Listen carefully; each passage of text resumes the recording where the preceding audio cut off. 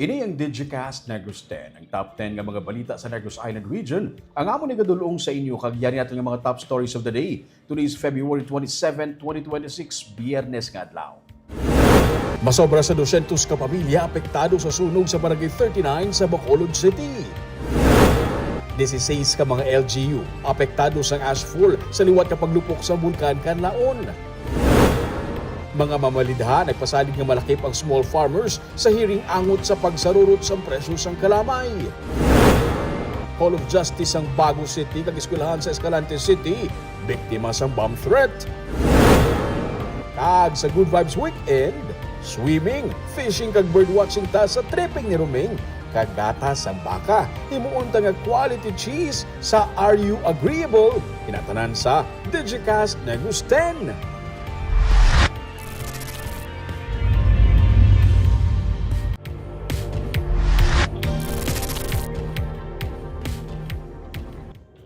Sa number 10, ang Hall of Justice ng Bago City kag isa ka eskwelahan naman sa Escalante City mga biktima sang bomb threat.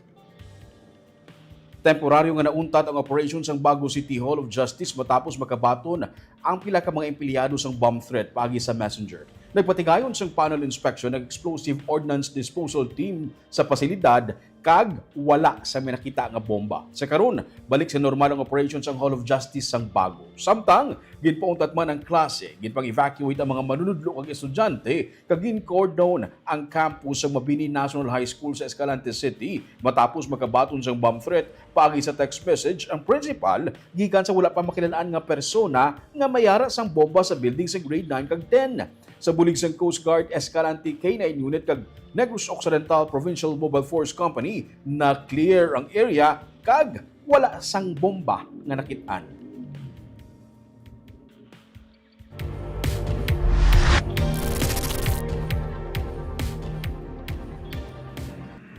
Sa number 9, mga pet owners ginapanawagan nga mangin responsable.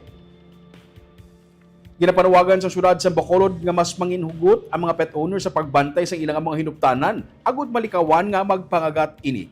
Unang nga ginsilig Dr. Janine Sartho, ang Assistant City Veterinarian nga bisan sino nga nagapakaon sa layaw nga ido sa dalan ang makabigatag iya sa mga ini. Sunod sa Attorney Mark Steven Mayo, ang City Administrator, madamo pa sang layaw nga ido apang prioridad nila subong ang pagdakop sa mga agresibo kon nagapangagat nga mga ido malapit sa mga bulutuan kag downtown area. Sa sulod sa 2 ka bulan, may ara na sa 139 ka mga stray dogs nga na-rescue ang syudad. Dugang pa niya, hindi tanan nga layaw nga ido ang sadang nila ma-rescue bangod puno ang dog pound sang syudad. Sa karon, nagapalay ng City Veterinary Office sa ilang pagpang-rescue sa mga layaw nga ido. Ilabi na ang mga ido nga yara sa public plaza kag nakakagat sang 7 ka persona. Wala pa madakpan ang mga ido apang sunod sa mga naga-rescue, posible nga patay na ini.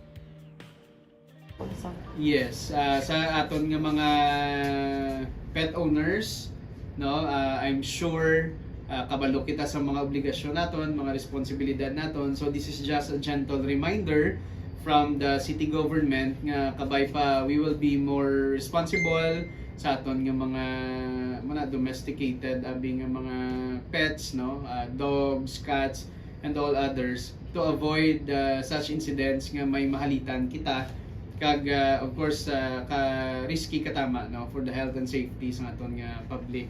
Otherwise, kung may ara dira, no, nga matrace namon kung sinong tag-iya kag mapamatudan nga there was negligence sa part nila, we will have to impose, no, ang sanctions under our ordinance sa responsible pet ownership kag it requires cooperation between the owners kag sa aton nga government.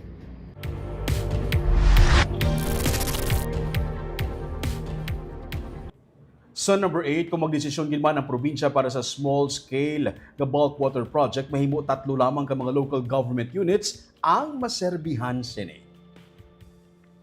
Inisino sa kay Negros Occidental Governor Eugenio C. Lacson nga nagsilingman kung sila magakuha sang tubig gikan sa Malago River. Ang project ang magaserbi nga kinahanglanon sa tubig sa Ibi Magalona, Victoria City kag Manapla. Ang ginalantaw karon sa probinsya kasunod sang mga kapag kapaslaw sini nga makakuha sang RONO o kon resolution of no objection gikan sa silay SP ang mga scrap ang bilog nga proyekto o kon magpadayon sa small scale na lamang. Ginbaton ka ginarespeto sang gobernador ang desisyon sang silay SP para kuntani sa 1.1 billion pesos ka bulk water project sini kung sa diin luyag sini nga makakuha sang source sa hinalinan Imbang River sa Silay City.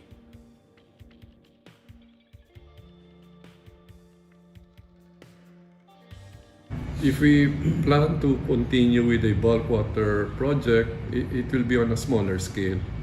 Okay. Otherwise, we would just set aside that project. But definitely, sa Silay, we already respect. As I said before, we respect their decision, and we will not ask for a reconsideration. So, in short, we will not tap that source in Silay.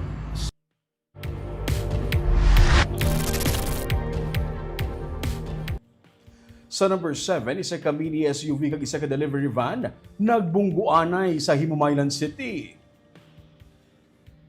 Isa naman ka road crash ang nagluntad kag imbulbado ang isa ka Mitsubishi Expander kag delivery van sa highway sang Himamaylan City sang kagabi. Nagwa sa investigasyon sa PNP nga pareho gikan sa Kabangkalan City ang duha ka mga salakyan sang sila magbungguanay paglabot sa crossing Buhian, Barangay Tuoy. Bangod sang impact, nagbunggo ang mini SUV sa steel barrier kag nagdiretso sa katubuhan, wasak ang atubang kag kilid sang salakyan. Samtang ang delivery van ang nagbunggo man sa piyak nga steel barrier. Maswerte, kag minor injuries lamang ang naangkon sa mga sakay. Suno sa pulis, wala na nagpa-record ang magtimbang nga bahin kag mayara na sila sang initial nga settlement.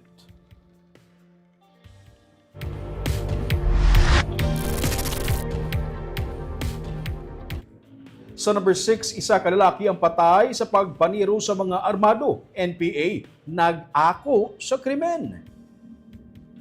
Nakitaan sang iautod nga babae ang biktima nga naghigda sa duta kag may igo sang bala sa ulo sa gwa sang balay sa sitio Lumanog, Barangay Janay sa Escalante City, Huwebes sang aga. Nagwa sa investigasyon sang pulis kag intiro sa mga sospek sa gwa sang ilang balay ang 42 anyos ka lalaki sa ulo kag sa lawas nga nangin rason sang iya kamatayon. Na-recover sa crime scene ang 8 ka mga empty shells sang 45 caliber nga pusil. Sa statement ni ka Cecil Estrella, ang spokesperson sa Roslyn Jean Pelia Command sang New People's Army Northern Negros Guerrilla Front, ilagin ako ang pagpatay kay alias Big Boy. Suno sa NPA, miyembro sang Gun for Hire si Big Boy, siya ang responsable sa pagpangawat sang kasapatan kag may kaso man siya nga pagpatay sa isa ka mangunguma pila nakatuig ang nagligad. Gilaligar man sang NPA nga isa ka aktibo nga intel sang militar si Big Boy.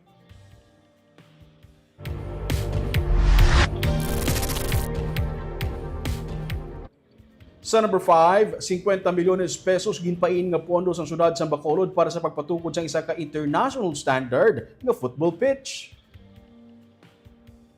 Ang football pitch planong ipatukod sa syudad sa Bacolod sa oval sa Bacolod City National High School. Ginsiling ni Engineer Loben Cibalio sa pamuno sa City Engineering Office, isa ka International Association Football Federation standard, ang football pitch nga ipatukod sa syudad. Ang mga pitch may ara sang artificial turf, artificial grass kag may 4 ka 25 meters nga suga. Kaangay sa mga pitch sa iban nga pungsod. Nagpain ang syudad sang 50 milyones pesos agud nga tigayo na nga mapatukod ang among nga proyekto.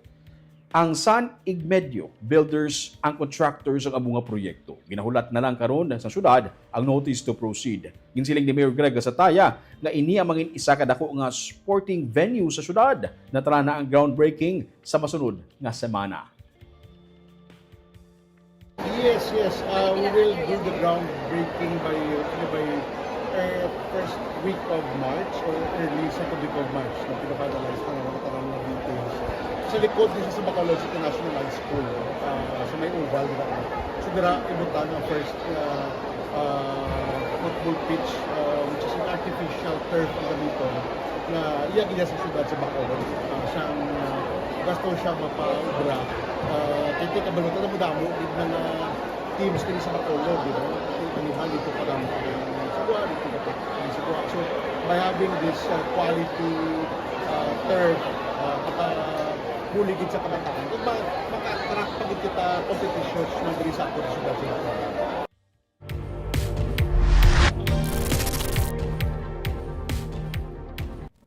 Sa number 4, magagmay ang mga sugarcane farmers ang ilakip sa congressional hearing.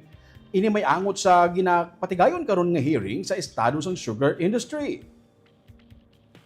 Ginsiling ni 3rd District Representative Javier Miguel Benitez nga ang small farmers lakip na mga association president kag mga katapo sa mga small planter groups ang dapat nga malakip sa mga pagtalakay. Sang Miyerkules, ginpatigayon sang House Committee on Agriculture and Food and ang hearing angot sa sugar industry.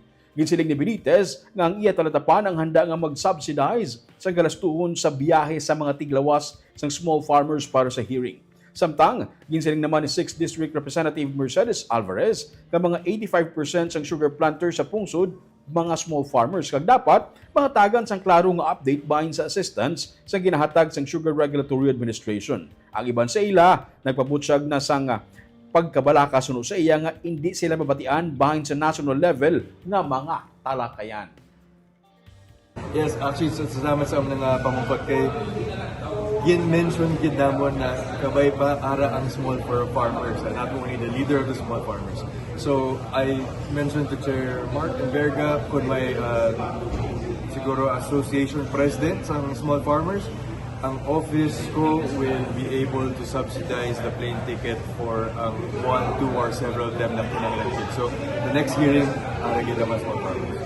We assure them and everyone who has a stake in the sugar industry na you will be involved. Amo na ganing purpose of this whole thing is that not only it is an inquiry, of course, in consultation to whatever outcome ang magwa sa ininga committee ba. Although I have a disclaimer, I am not a member of the committee, pero nag-attend din ako in support, of course, for the sugar industry.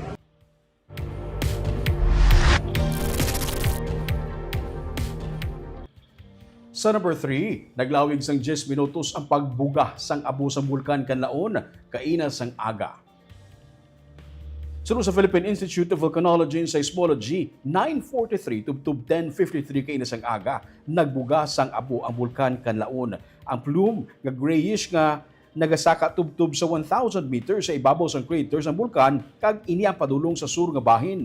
Sa pihak nga bahin padayon ang mainid nga monitoring sa bulkan. Sunod kay Mary Andeline Quintia, ang resident volcanologist nga nabase sa La Carlota Canlaon Observatory, sa karon nagapabilin sa Alert Level 2 ang bulkan. Ginatutukan ang parameters kung kinahanglan nga ipasaka sa Alert Level 2. Ang kung ipasaka sa Alert Level 3 ang status ng bulkan. 7:04 Huwebes ang gabi isa na-record ang moderately explosive nga eruption sa bulkan. 2 ka minutos ini nga naglawig. May pyroclastic density currents kung PDC kag ballistic projectiles nga nagatumod sa yadtong daw nagabaga nga makit-an sang kagabi nga nagagwa gikan sa crater sang bulkan. Naglabot ini sa tubtub 2 ka kilometro kag nagtugaman sang grass fire. Posible na siya ma'am na magpataas kita sa aton nga alert level. So kung ginalantaw natin ma'am ang mga aton nga mga volcanic parameters ma'am no, kung may nakikita kita nga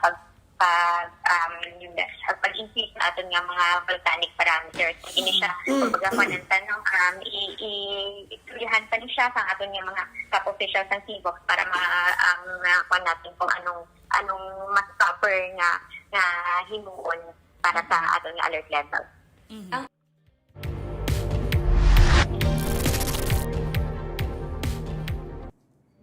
Sa number 2, naglabot sa 16 tanan ka mga local government units ang apektado sang ashfall kasunod sa paglupok sang bulkan kanlaon sang kagabi. Fivox nagpatag nga hindi lava ang nakit-an malapit sa crater sang bulkan. Yaring report.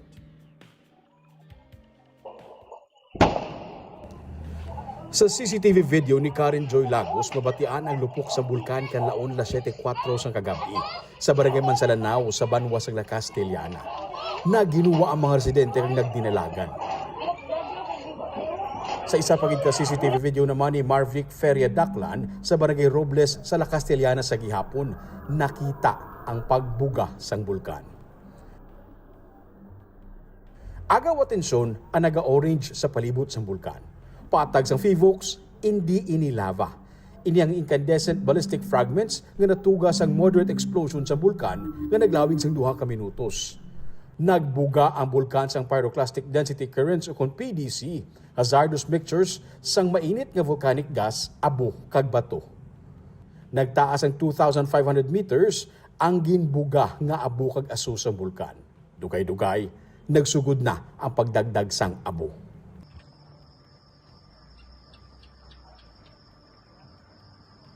Oh my God, damo-damo. Ara! Sige, good Japon. Itam-itam Japon sa babaw, be. Sa barangay Kamandag sa La Castellana, makitaan ang video nga nagaulan sang abo sa area. Ang garahe, pati na ang salakyan sang tagbalay, natabunan sang abo. Sa barangay Robles, nagapuog ang dalan kung maagyan sang salakyan. Sa ibabaw nga mga barangay pareho sang biak na bato, wala nakalabot didto ang abo. Hindi lang sa La Castellana nakalabot ang ashfall. Bisan sa Binalbagan, madamol ang abo. Makita sa video sang LDRRMO sa Binalbagan nga nagapuog man ang abo sa dalanon. Sa video naman ni Eman Ontiveros, makitaan ang pag-ulan sang abo pati sa Himamaylan City. May reported man nga abo pati sa Kando ni Kagawayan. Amusin na kalayo ang nalabutan sang ashfall. Pagkaaga, amusin ang sitwasyon sa La Castellana. Sa drone shots ni Cristony de la Paz, daw nag-snow sa Banwa kay nagapugati ang mga dalanon. Nabatian pa sunod sa FIVOX sa Southern Leyte ang paglupok sa bulkan. Nagapanawagan ng FIVOX nga hindi gid pagpasudlan sang tao ang 4-kilometer permanent danger zone. Nagapabilin sa alert level 2 ang bulkan Kanlaon.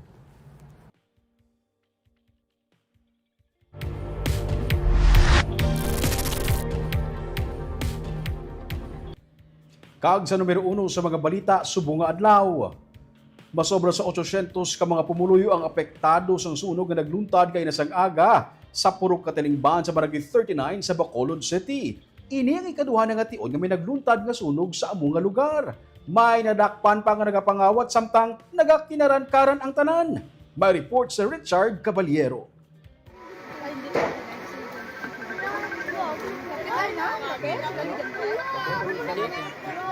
Halin sa puog sang abo sa bulkan, nagpuog ang aso sa nagakasunog na naman ng mga balay sa Bacolod.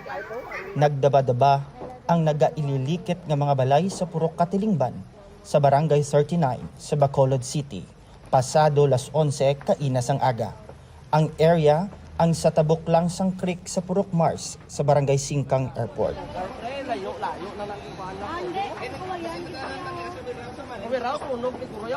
Sa kalapad sang sunog, naglabot ini sa fourth alarm. Nagresponde ang mga bombero sa katupad ng mga banwa kag syudad.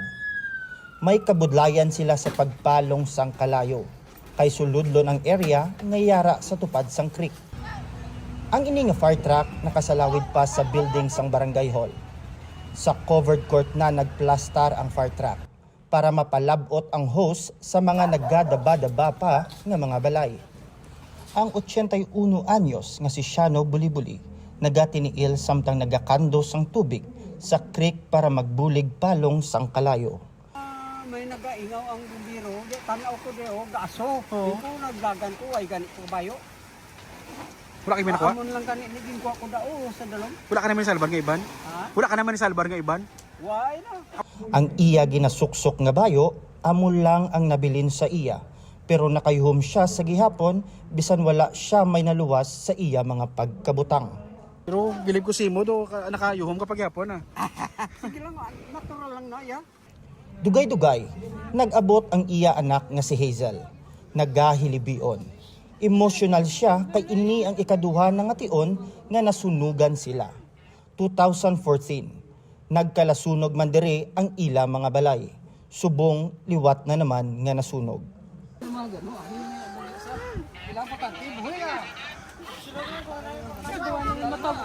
Di mo balay?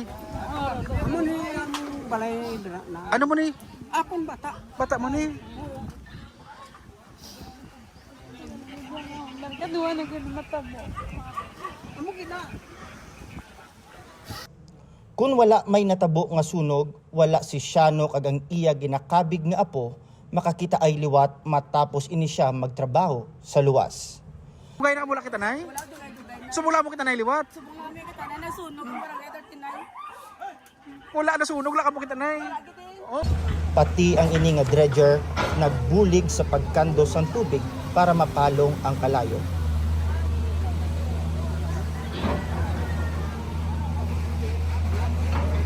Pensar sang iban nga residente, may nagapadayon pa nga flood control project.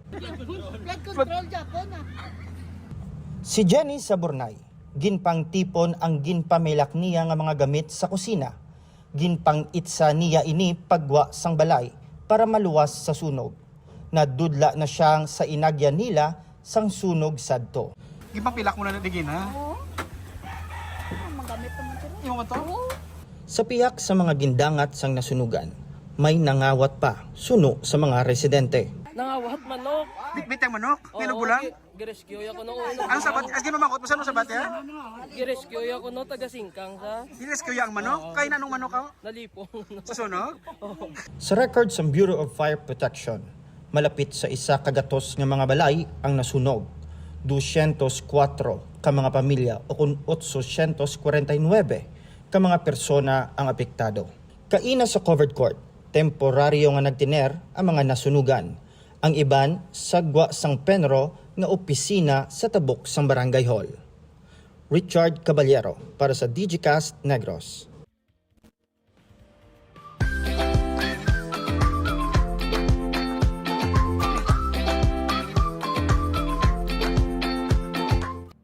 Kagyan naman ang pangpabalo namon sa inyo nga bang pag-good vibes sini nga weekend.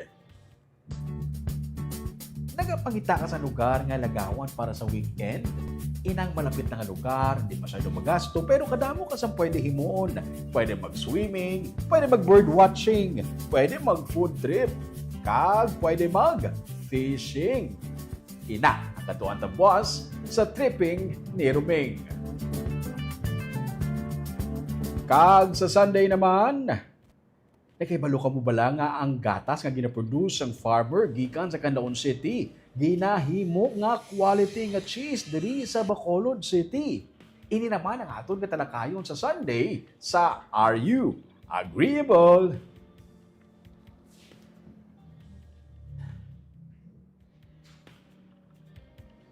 Shout out anay sa aton nga live viewers subong hapon si Ma'am Chona Evangelista Caredo mayong hapon DJ Casnargos watching from Singapore. Si Mark Magallanes, hi DJ Casnargos, shout out sa Ilani Gala kag taro nga upod ko akon lantaw adlaw at upod niya lantaw adlaw kag halong gid kamo sa paglupok na naman sang Canlaon. Thank you. God bless Negros. God bless all of us, Mark.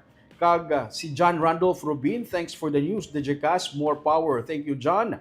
Si Gerardo Marquez, mayang hapon, Digicast sa Ruming, happy viewing, mga ka-Digicast, keep safe everyone. Si Marilu Mocoso, mayang hapon, Digicast Narco, shout out from Barangay Villamonte. Si Jessery Garucha Hivero, mayang hapon sa Ruming, maghalungit ang tanan, God bless everyone. Si Marvy Cipriano Aquino, good afternoon, Choy Ruming, watching live.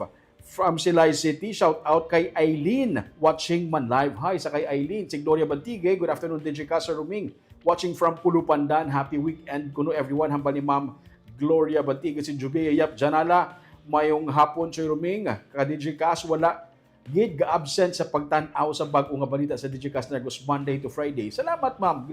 Si Ma'am sa Bagyo, nakatutok diri gyapon sa aton sa Negros. Si Romel Mahilong Galio, mayong hapon DJ Cas Negros. May nagpapahabol pa si Rolando, kung si Roland DLC, God bless Digicast, mabuhay. Kagamoy atong top 10 nga mga balita sa Negros Island Region, subong adlaw tubtub sa Lunes. Ako si Romeo Subaldo. Have a safe weekend.